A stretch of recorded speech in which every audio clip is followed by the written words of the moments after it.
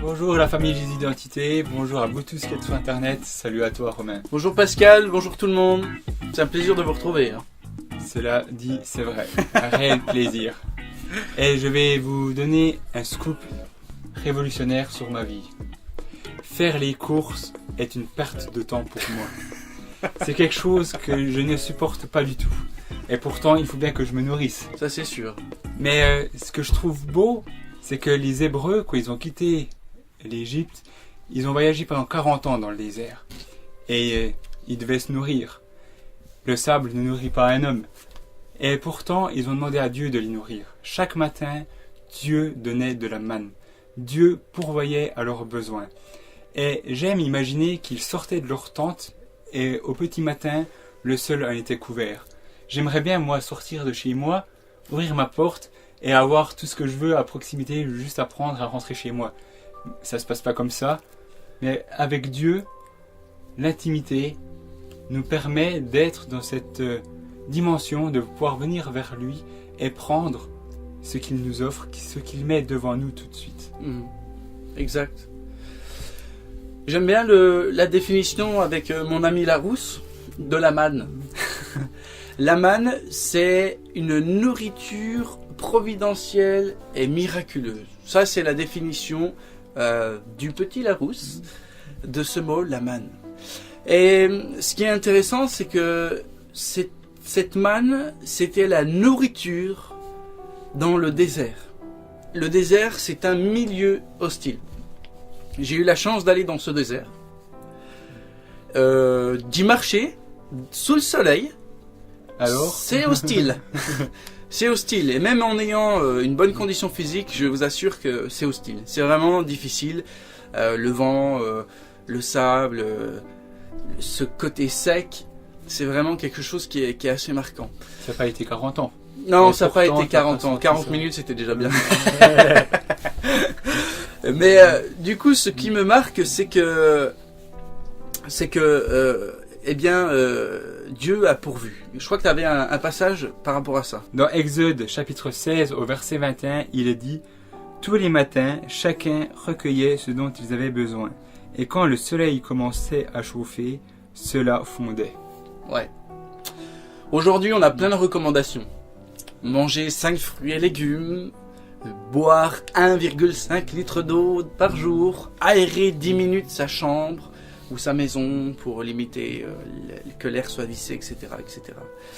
Et c'est pour la plupart des bons conseils. Parce que c'est vrai que si nous ne mangeons pas d'une manière équilibrée ou si nous ne buvons pas assez d'eau, nous allons avoir des problèmes. Nous n'allons pas avoir l'énergie nécessaire, le tonus nécessaire pour tout simplement vivre. Et ce que je peux affirmer, c'est que le monde est en carence spirituelle.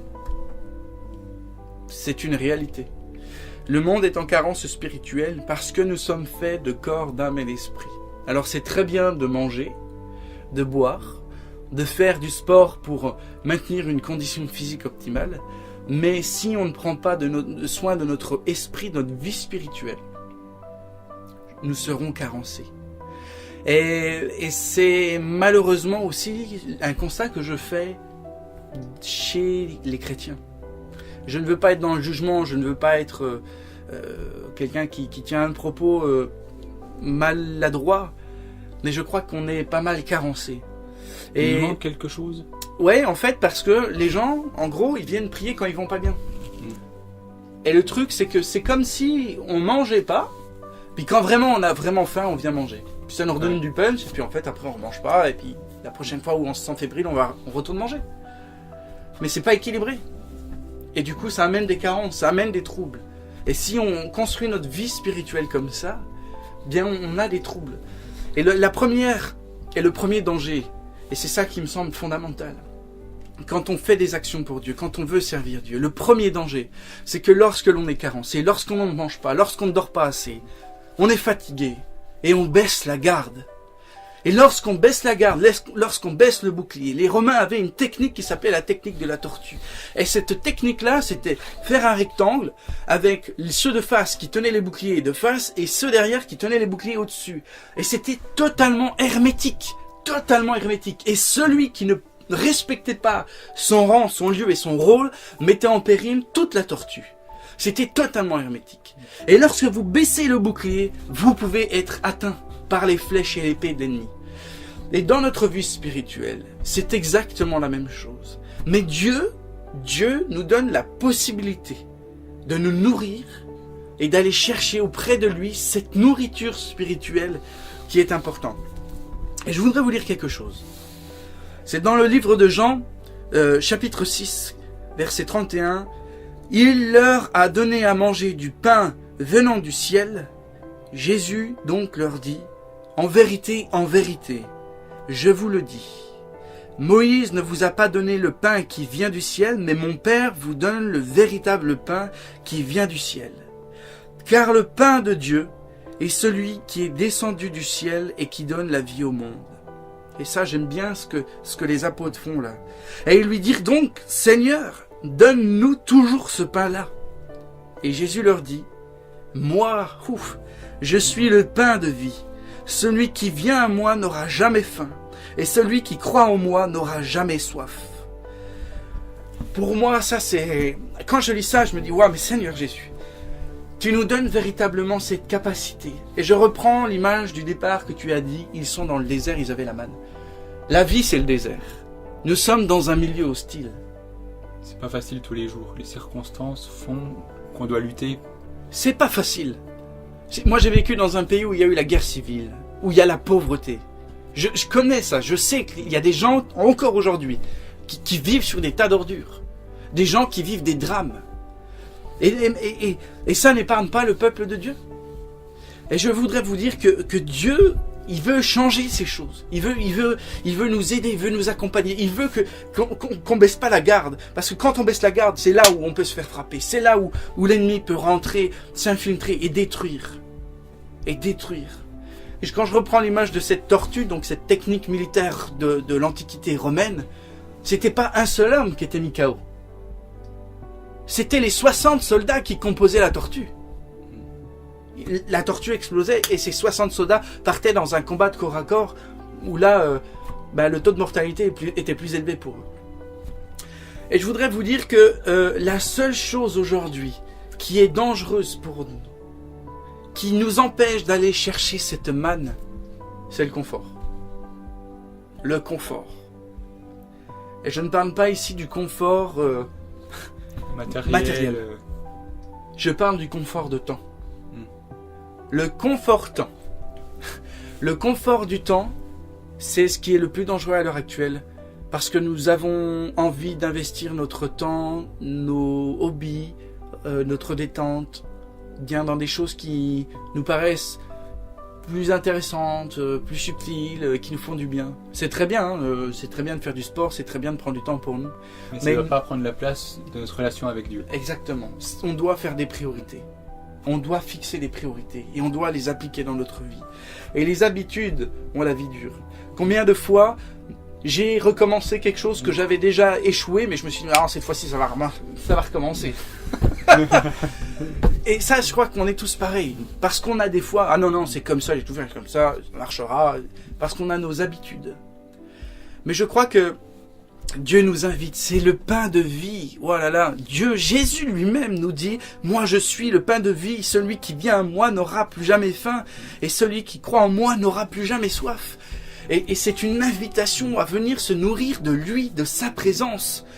Et je voudrais véritablement vous inviter encore ce soir à prendre ce temps, un repas dans le désert. Dans ce quotidien qui nous entoure, dans notre vie, nous avons besoin de prendre soin de notre esprit. Et c'est pas une fois comme ça, de temps en temps. Ce soir on a bien prié, c'était bien, puis pendant 2 semaines, plus rien. C'est au quotidien. Je disais à ma femme hier soir, alors qu'on passait un temps avec Dieu, je lui ai dit, mais c'est plus important que de manger. Parce que dans notre nouvelle nature, où nous sommes passés de la mort à la vie spirituelle, il y a ce domaine spirituel qui a repris vie et que nous devons nourrir. Et nous devons le nourrir avec autant d'attention que notre corps terrestre, donc alimentaire, au sommeil. Nous devons autant nourrir notre corps, notre vie spirituelle, notre intimité avec Dieu. Et je crois que c'est véritablement une clé fondamentale. Ne pas oublier que nous sommes passés de la mort à la vie spirituelle quand nous avons accepté le Christ. Et que cette dimension a besoin d'être nourrie, entretenue. Je sais que cela peut vous paraître un petit peu d'érudite tout au long de cette série. Mais je crois qu'à chaque fois, il y a quelque chose à découvrir. Comme un versant différent à découvrir dans cette relation, dans cette intimité avec Dieu. Prendre conscience qu'il y a des trésors cachés à découvrir, à prendre possession. Et ce soir, je voudrais encore vous inviter à prendre ce temps de qualité avec Jésus et avec le Père et avec le Saint-Esprit pour découvrir davantage, vous nourrir. Vous savez, beaucoup des difficultés qu'on rencontre pourraient être vaincues si on arrêtait d'être carencé, si on relevait la garde. Et je crois que si on réinvestit l'intimité avec Dieu, on va pouvoir se défendre. On va pouvoir avoir du tonus, de la réactivité spirituelle, de l'entrain, du courage. Et plus important encore, quand mon ami sera faible, j'aurai aussi moi la capacité de l'aider. Mais si on est deux personnes fatiguées, on mourra. Je me souviens à l'instant d'une image et d'une histoire que ma maman nous racontait quand on était petit. Je vous assure qu'elle nous a raconté beaucoup d'histoires pour nous parler de Jésus. C'était des personnes qui étaient dans le froid, qui étaient perdues et qui essayaient de trouver. C'était vraiment une grosse tempête. C'était dans le début des années 1900, donc il n'y avait pas encore tous les moyens de véhicules, etc. Et à un moment donné, alors que deux personnes étaient en train de marcher, une des personnes trouve quelqu'un à terre. Et elle regarde l'autre personne et dit, on peut pas le laisser là. Et l'autre lui dit, non, moi je continue, je peux pas, je dois vivre. Je continue mon chemin, tant pis. Il a continué son chemin. Et l'autre personne a pris cette personne sur son dos et il l'a portée. Et puis, je sais pas si c'est une heure après, cette personne qui portait du coup la personne inconsciente a vu celle qui était partie devant, au sol, elle était morte. Et lui a survécu. Parce qu'en fait, en portant l'autre sur son dos, ça faisait une friction qui l'a aidé à lutter contre le froid. Ça a réchauffé son corps. Et vous voyez, quand on a cette force, cette capacité que Dieu nous donne, à pouvoir être là, à tenir debout, on peut affronter des choses, on peut se libérer de combats, mais on peut aussi aider ceux qui nous entourent, nos familles, nos amis, et même ceux qui ne sont pas dans la foi. Et je voudrais vraiment vous encourager à vous nourrir de ce pain qui est Jésus, qui est le Père. Allez dans l'intimité, le chercher. Et je crois qu'il renouvellera vos forces. Dans le nom puissant de Jésus-Christ. Amen. Amen. Soyez bénis. À bientôt les amis. Ciao.